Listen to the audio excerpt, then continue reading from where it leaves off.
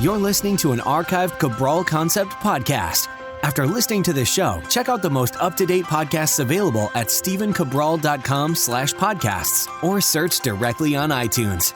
And now, welcome to the Cabral Concept, where board-certified naturopath and integrative health practitioner Dr. Stephen Cabral shares how he was diagnosed at the age of 17 with a life-altering illness and given no hope for recovery. It was only after studying and traveling all over the world did he discover how to combine ancient Ayurvedic healing practices with state-of-the-art naturopathic and functional medicine to fully rebalance the body and re-energize it with life. It's time to discover how to get well, lose weight, and finally feel alive again. And now, here's your host, Dr. Stephen Cabral.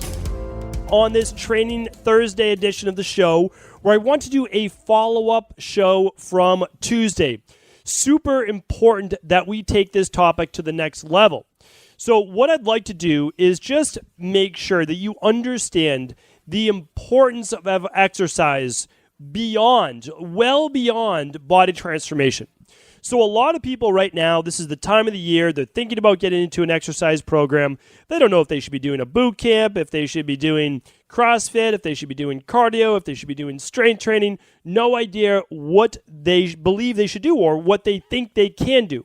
But here's the thing. I'm going to make this super easy by the end of the show of what you need to do. And then anything extra, that's totally up to you.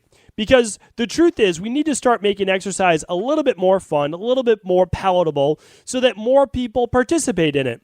Because the benefits of exercise go so far beyond body transformation that to live a long, healthy life, and even just to be happier, we need to be engaging with more exercise. Here's the big thing that a lot of people don't even look at, is that if you have imbalanced blood sugar levels can lead to vision-based issues later in life, neuropathy. It can lead to issues with poor cholesterol balance from total cholesterol to HDL because exercise helps boost your cholesterol. It leads to stronger bones. So that comes with strength training. And again, by the time you know you have osteoporosis, it's not that it's too late, but you're not really going to be able to build any more bone. You're going to be able to stop more bone loss if you follow correct protocols, but you don't want to get to that point. And it helps improve your overall sleep. If your body knows that it was moving during the day, that it was producing the right type of stress hormones in response to exercise, you sleep better at night. If you sleep better at night, you're going to have more energy the next day. Your brain's going to be clearer. You're going to be in a better mood. That's a big part of it. Now, exercise by itself beats antidepressants when they go head-to-head. So I'm not saying come off your antidepressant right away. What I'm saying is that could be a goal of yours to wean off in the future. Start with exercise.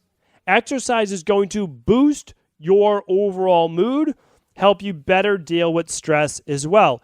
And yes, exercise also helps to re-regulate the metabolism of the body and burn more body fat.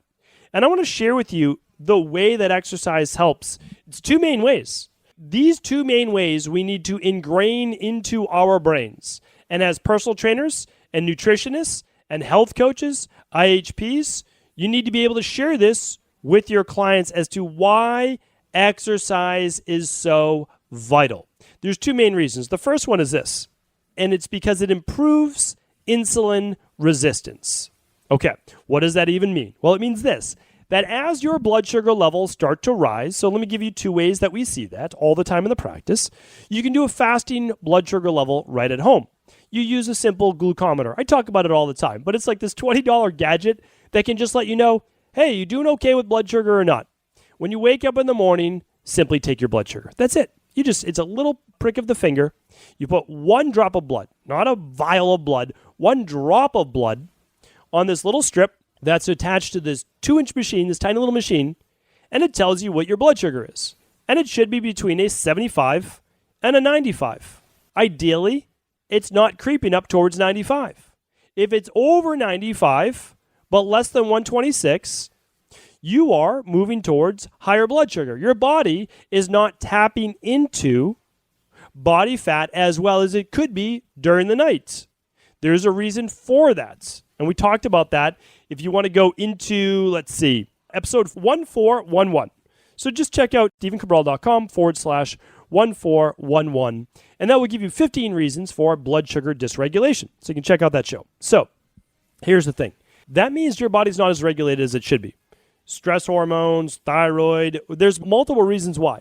So let's check that out though. Because one, you're not going to be doing as good a job burning body fat overnight as fuel. Super important. We want to be able to do that. We just simply don't want higher levels of blood sugar at night, because if you do, you're also going to have most likely more free radical damage, more aging taking place. Okay. Now, if your blood sugar gets to be above 100, 110, 120, well, you want to watch out for that.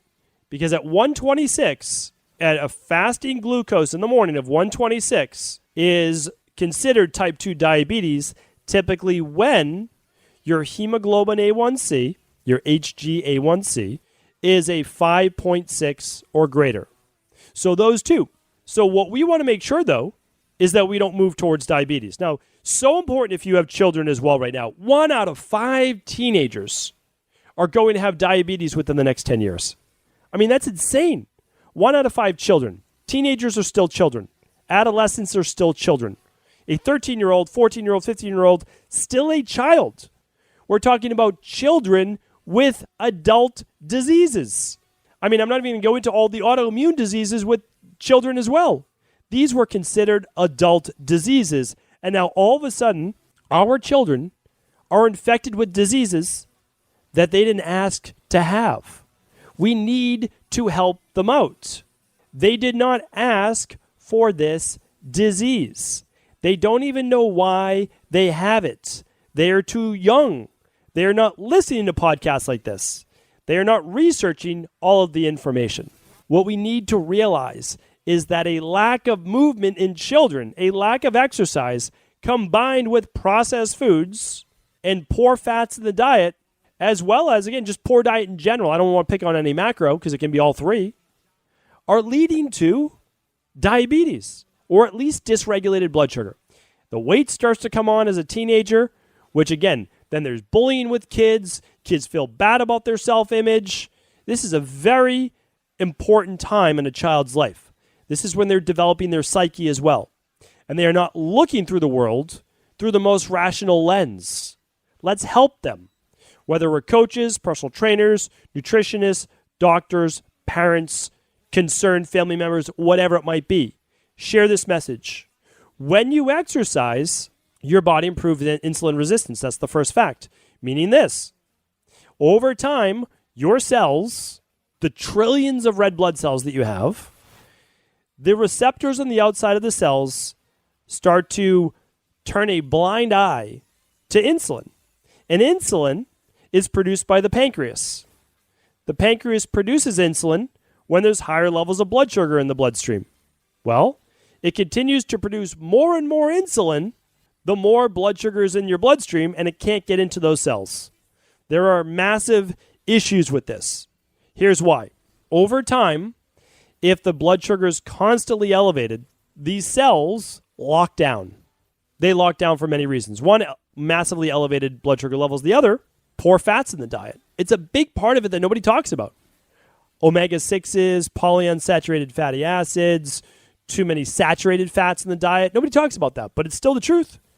Because if you look at the cell membrane and you look at cell membrane dynamics, you understand that the more you clog up that fatty layer, the outside of your cell is made of fats, two fats, which just means bilipid is fat, bi meaning two.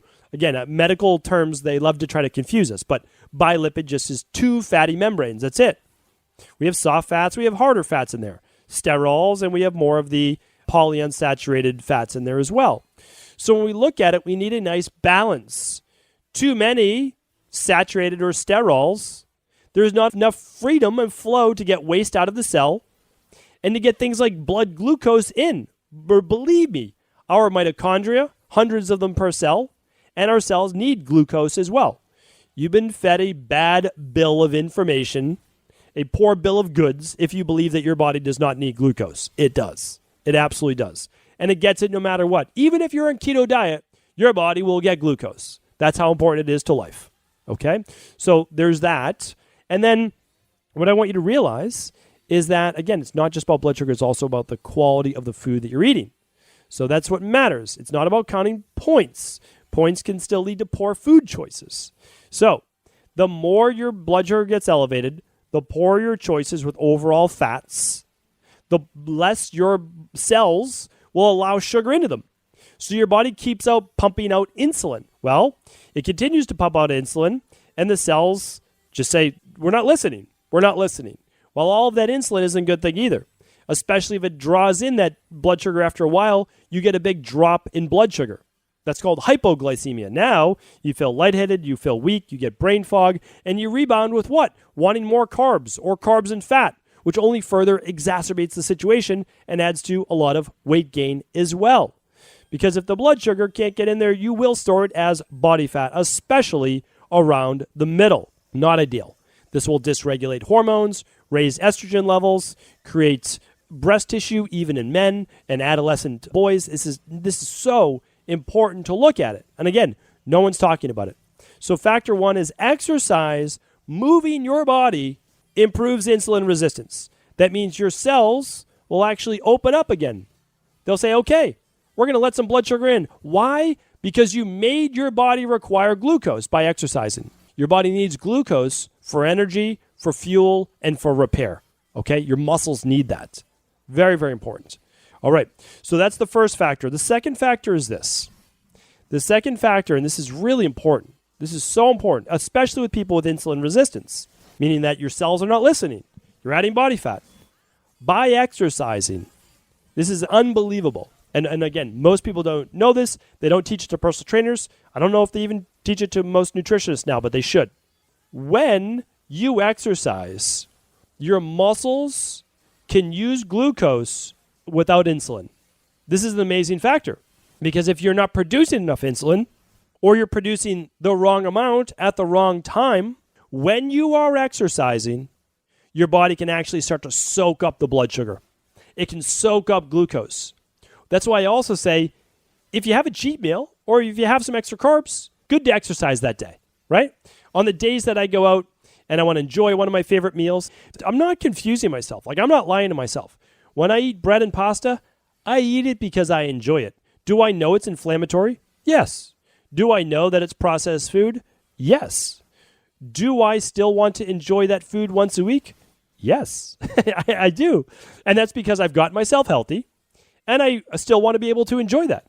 And if I exercise that day, well, my body's going to use those processed carbs, the bread and the pasta, and it's going to start to soak it up. I won't store it as body fat. It won't create massive free radical damage. It won't disrupt my hormones. That's a good thing. And here's why.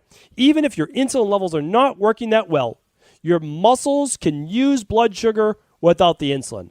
They can use that as fuel right away. This is a game changer for people, especially with diabetes. And again, I can't give you a specific protocol of what to do with diabetes. You have to work with that with your medical doctor. Again, this is not to treat, diagnose, cure disease, but I can tell you this. If you exercise, you're probably going to need less insulin, which is why you have to work with your doctor and you have to work on regulating your insulin levels. For people without diabetes, type 1 diabetes we're talking about, or if you have type 2 diabetes and you're on insulin, same thing. You have to look at that because you may need less.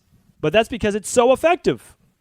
So that's why we have to look at exercise as a form of wellness, as a form of actually getting to the root cause, rebalancing the body, helping with neuropathy, retinopathy with the eyes, because we know how much vision-based issues there are with people with dysregulated blood sugar, improving sleep, mood, blood pressure, cardiovascular issues, osteoporosis, stress, depression. I mean, we're talking about some of the greatest causes of mortality in the world, and exercise can help with those. This is an ode to exercise today. It really is. So you don't have to do it for body transformation. There's a lot of people out there, they might not be overweight. They're like, I don't need to exercise. You do. You do for every other reason except to lose the weight. And if you're like, well, I start to lose too much weight while exercising, you get to eat more food. That's not a bad thing as well. You get to eat more carbohydrates. That's not a bad thing as well. Enjoy. They can be good carbs. Not all carbs are bad. Sweet potatoes, Japanese yams, purple potatoes, beets, rainbow beets, parsnips, carrots, yucca. Enjoy some of your starchier carbs. Your body's telling you it needs more fuel if you're losing weight. Enjoy, especially after your workouts. So these are big things to be looking at. Now, what type of exercise to do? How much exercise to do? If you're new to the show, almost every Thursday I do a training Thursday and sometimes a toxic Thursday. Toxic Thursday is what toxins to remove from your life. Each Thursday I give you all sorts of different workouts. Like even I did a workout on the day before Thanksgiving or the day of Thanksgiving. So every Thursday there's new workouts. I have workouts in A Man's Guide to Muscle and Strength. It's a book I wrote about a decade ago. It still holds true today. It will hold true 100 years from now because the human body's not going to change. We do compound movements. We do metabolic-based trisets or circuits, body weight, bands, cables, whatever you have. It's for women as well. It's the publishers thought they wanted to call it A Man's Guide because they wanted to niche it. I understand, but we do the same exact workouts in Boston for females as well as males. And we still get those same good results because it's not about training anyone in a specific way to become a bodybuilder. It's about becoming metabolically active. It's about improving overall health, transforming your body. That's what it's all about. Now, again, I've given you dozens, if not 100, free workouts as well. The book can be purchased on Amazon. It can be purchased at equilibriumnutrition.com. This is not a show to purchase one of my books. You don't have to do that. You could find any workout. I'm going to be promoting other workouts in the new year as well.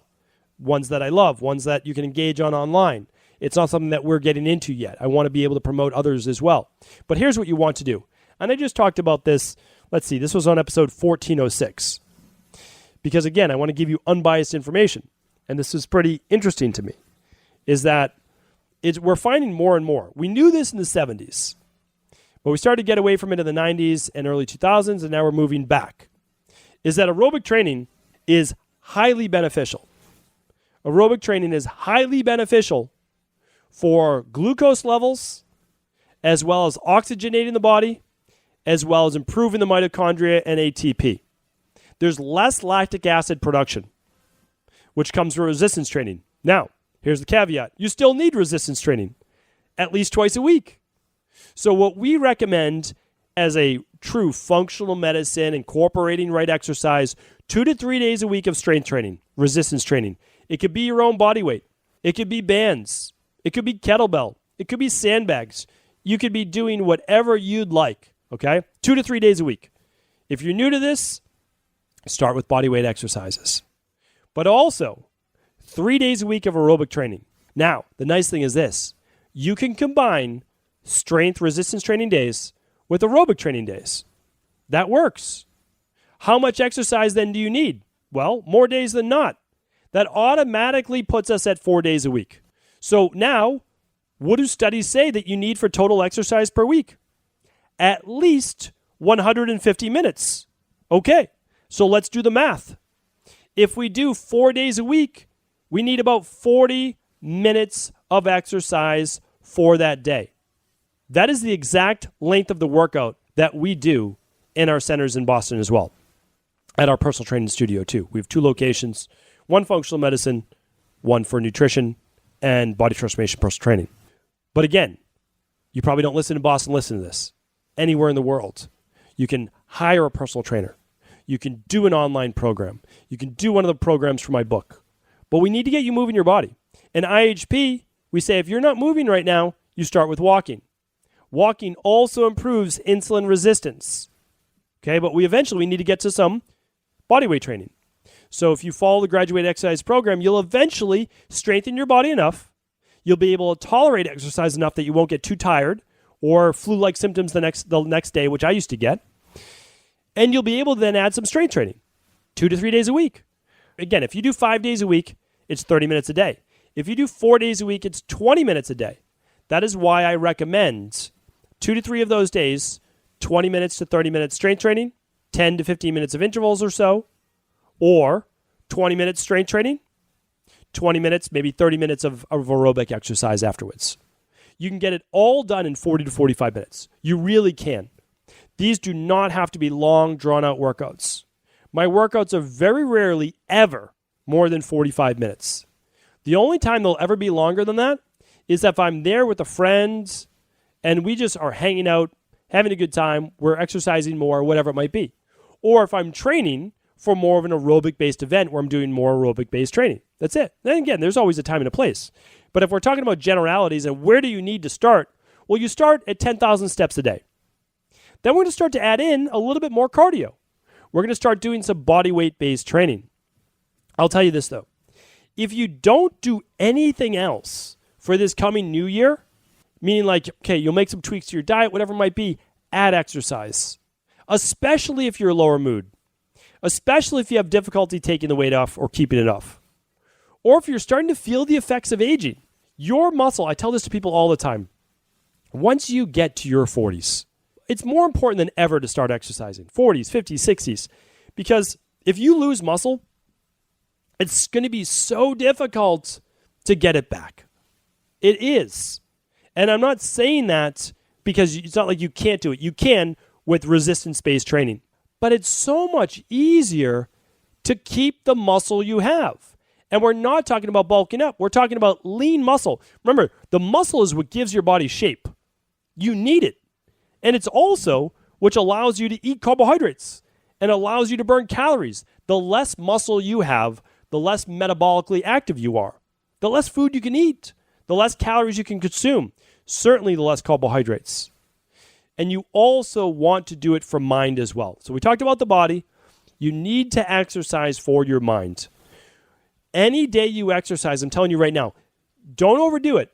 If you leave a workout exhausted, you did too much. You really did. Not a good idea. And I talked about that on last Thursday's show, 1413. You need to leave a workout feeling great, and you will. I don't know anyone who's ever worked out, not to exhaustion. That's a different story. Brutal boot camps, that's not what you want to be doing. You leave a workout, and you're like, wow, I feel great. How do I take that with me? That's the thing. Exercise is cumulative. You will take it with you. Those endorphins will stick with you. You will start to boost your mood, and you'll want to do more of that thing, which is giving you that mood, that better mood, and that energy. It is cyclical. One feeds the other. This is what I want for you. You can do this. Share it with your children. Exercise with your children. Exercise with your spouse. Carve out 30 minutes most days of the week. You can do this. If you do, you will see dramatic changes, especially with helping out that blood sugar, which means so much to your overall wellness, weight loss, and anti-aging based program. Thank you so much for tuning in. I appreciate you. Take care. And as always, if this show is helpful, please do feel free to pass it along to anyone you believe it could serve. Ever wonder what the best sauna, blue blockers, sleep trackers, wake lights, salt lamps, or other health gadgets are?